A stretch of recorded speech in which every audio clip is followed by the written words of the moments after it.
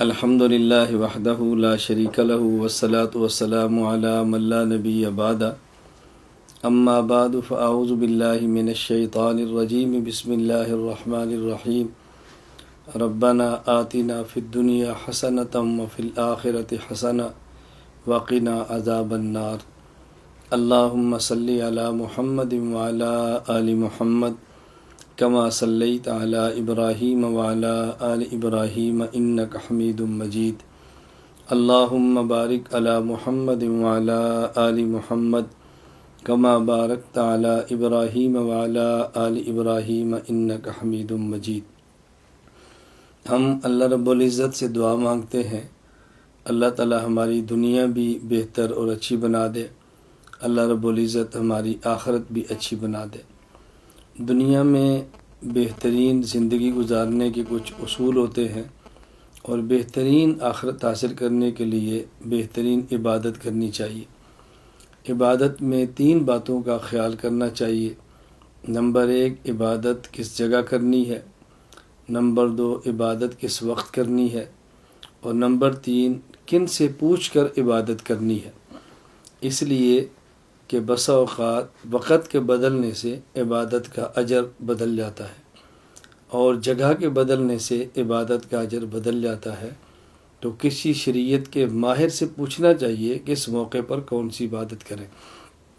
میں اس مختصر سی تمہید کے بعد یہ بات عرض کرنا چاہ رہا ہوں کہ 15 شعبان کی رات، جسے عام طور پر شب برات کہا جاتا ہے، شب کا معنی ہے رات اور برات کا معنی ہے بری ہونا، یعنی شب برات ایک ایسی رات ہے 15ویں شعبان کی کہ جس میں آدمی توبہ صحیح معنوں میں کرے تو اپنے گناہوں سے پاک اور صاف ہو جاتا ہے۔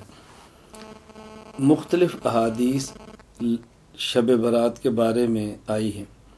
حضور اکرم صلی اللہ علیہ وسلم کے سارے مبارک ارشادات کو جمع کریں، ساری روایات کو جمع کریں، احادیث کو جمع کریں تو اس میں 2 باتیں ہمیں سمجھ آتی ہیں۔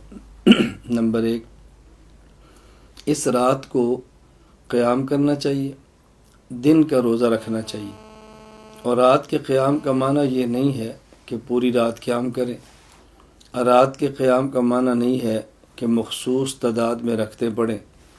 قیام رات کا معنی قیام اللیل کا یہ نہیں ہے کہ ہر رکعت میں مخصوص آیات، مخصوص صورتیں پڑھیں۔ اسی طرح رات کے قیام کا یہ مطلب نہیں ہے کہ رات کے قیام کو ضروری سمجھا جائے اور جو رات کا قیام نہ کرے اسے گناہ گار سمجھا جائے۔ اسی طرح جو 15 شعبان کا روزہ ہے، اس کا معنی بھی صرف اتنا ہے کہ روزہ رکھ لیں تو بہتر ہے، مستحب ہے، اور نہ رکھیں تو گناہ نہ سمجھیں، روزہ رکھنے کو ضروری نہ سمجھیں، اور رمضان کی طرح سحری اور افطاری کے باقاعدہ اعلان نہ کریں اور اجتماعی سحری یا افطاریاں کرا کے اس روزے کو روزے کے مشابہ نہ بنائیں۔ ان چیزوں کا خیال کرنا چاہیے۔ اس رات کو چونکہ آئندہ آنے والے 1 سال کے افراد کے نام لکھے جاتے ہیں، کس کس نے پیدا ہونا ہے، کس کس نے فوت ہونا ہے، کتنا کس کو رزق ملے گا، اس لیے ام المومنین امی عائشہ رضی اللہ تعالیٰ عنہ فرماتی ہیں کہ نبی کریم صلی اللہ علیہ وسلم فرمایا کہ میرا جی چاہتا ہے کہ اس دن میں جب میرا نام لکھا جائے کہ آئندہ سال میں نے کیا کرنا ہے، کہ جب میرا نام لکھا جائے کہ میری اس سال میں وفات آنی ہے، تو میں چاہتا ہوں کہ میرا نام اعمال اس حال میں لکھا جائے کہ میں روزے کی حالت میں ہوں۔ تو میں نے عرض کیا کہ 2 باتیں روایات کو جمع کرنے سے معلوم ہوتی ہیں۔ نمبر 1، رات کا قیام، نمبر 2، دن کا روزہ۔ یہ 2 بات، یہ ایک چیز تو یہ ہوگی، رات کا قیام اور دن کا روزہ۔ نمبر 2، روایات کو دیکھنے سے معلوم ہوتا ہے کہ اس رات اللہ رب العزت جہاں آسمان دنیا سے یہ اعلان فرماتے ہیں، کوئی ہے رزق مانگنے والا جس کو رزق دیا جائے، کوئی ہے مغفرت کو طلب کرنے والا جس کے گناہوں کو معاف کر دیا جائے، جہاں یہ اعلان ہوتے ہیں اس میں کوئی شک کی بات نہیں ہے، یہ اعلانات ہوتے ہیں اور ہم اس کو مانتے ہیں۔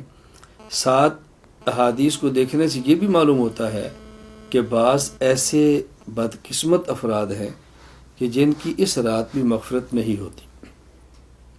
روایات کو جمع کرنے سے اور شب برات کے متعلقہ ساری احادیث کو دیکھنے سے معلوم ہوتا ہے 8 قسم کے افراد ایسے ہیں کہ جن کی اس رات میں مغفرت نہیں ہوتی۔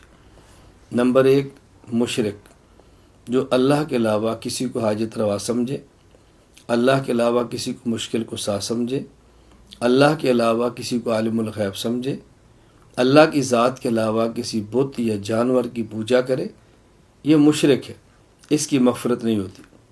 نمبر 2، مشاہن، ایسا وہ شخص کسی مسلمان بھائی کا دل میں بغض رکھے، اس بغض رکھنے والے شخص کی بھی مغفرت نہیں ہوتی۔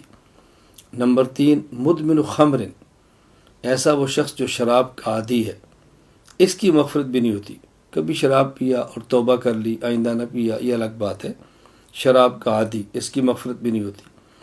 بلکہ حدیث پاک میں کہ جو شخص دنیا میں شراب پیے پھر توبہ نہ کرے، اللہ اس کو جنت کی شراب سے محروم فرماتے ہیں۔ نمبر 4، مسبل ازار، وہ شخص جو شلوار ٹخنوں سے نیچے کرے، ایسا مرد، اس کی مغفرت بھی نہیں ہوتی۔ اور یہاں یہ واضح نشین فرمائیں، شلوار ہو تب، پائجامہ ہو تب، پینٹ ہو تب، تہمت ہو تب، لنگی ہو تب، کوئی بھی کپڑا جو بندہ پہنتا ہے اس کو ٹخنے سے نیچے کرنا مرد کے لیے حرام ہے۔ عورت کے لیے ٹخنا ظاہر کرنا حرام ہے اور مرد کے لیے ٹخلے کو چھپانا حرام ہے۔ یہاں ایک مسئلے کی وضاحت ضروری سمجھیں، ٹخنے کو چھپانا حرام تب ہے، نمبر 1، نازلاً، کپڑا اوپر سے نیچے جائے۔ نمبر 2، قائماً، کہ بندہ کھڑا ہو، اگر کوئی شخص بیٹھا ہو یا لیٹا ہو پھر ٹخنا چھپا لے تو گناہ نہیں ہے۔ اسی طرح جراب یا موزہ جو نیچے سے اوپر کی طرف آتا ہے پہن لے، ٹخنا چھپا لے، تب بھی گناہ نہیں ہے۔ تو ایک وہ شخص جو ٹخنا چھپاتا ہے، اس کی مغفرت نہیں ہوتی۔ نمبر 5، قاتل، ناحق کسی کو قتل کرنے والا، اس کی مغفرت نہیں ہوتی۔ نمبر 5، قاطع الرحم، رحم یعنی رشتہ داری کے تعلقات کو ختم کرنے والا۔ اور اس میں یہ وضاحت ضروری سمجھے، اس سے مراد وہ شخص ہے جو دنیا کی بنیاد پہ تعلق توڑے، اور اگر شریعت کی وجہ سے تعلق توڑے، جہاں شریعت کا حکم ہو کہ ایسے بندے تعلقات منقطع کریں، وہ اس کے اندر شامل نہیں ہے۔ کبھی رشتے کا جھگڑا، کبھی زمین کا جھگڑا، کبھی کوئی خاندان برادری کا جھگڑا، ان معاملات پہ تعلقات توڑنا ہی ٹھیک نہیں ہے۔ کسی سے رشتہ مانگا ہے، ان نے نہیں دیا تو ہمیشہ کے لیے بولنا چھوڑ دیا، کیوں نہیں دیا؟ ان کی مرضی ہے، بیٹی ہے ان کی مرضی ہے، بیٹا ہے، وہ رشتہ دیتے ہیں تو ٹھیک ہے، نہیں دیتے تو ان کی مرضی ہے، اس پر تعلقات ختم نہیں کیے جا سکتے۔ اسی طرح عاق لوالدین، عاق، نافرمان، ماں کا نافرمان یا والد کا نافرمان یا دونوں کا نافرمان، اس رات اس شخص کی بھی اللہ مغفرت نہیں فرماتے۔ اسی طرح 8واں، وہ شخص جو زنا کرے۔ حدیث پاک میں زانیہ کے لفظ ہے، عورت، زنا کرنے والی۔ جو حکم زانیہ عورت کا ہے وہ حکم زانی مرد کا ہے۔ بطور خاص عورت کی بات اس لیے کی ہے کہ عورت کو شریعت نے حفاظت کے اتنے اسباب دیے ہیں کہ اس کو زنا کے قریب بھی نہیں جانا چاہیے۔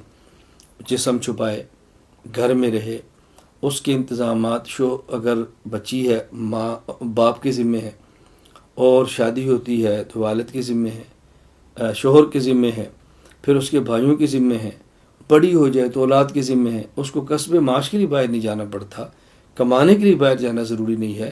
تو عورت کے لیے کچھ احوال ایسے ہیں کہ اس کے لیے حفاظتی انتظامات زیادہ ہیں، بطور خاص اس کا نام لیا۔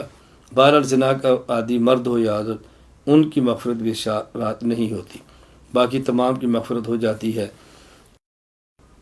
اس رات میں اور دن میں اللہ توفیق عطا فرمائے تو رات کا قیام کریں، حسب استطاعت نوافل پڑھیں، اور اللہ توفیق دے تو حسب استطاعت دن کا روزہ رکھیں۔ کوئی غریب ہے تو اس کو سحری افطاری کرا دے، یہ بھی ٹھیک ہے۔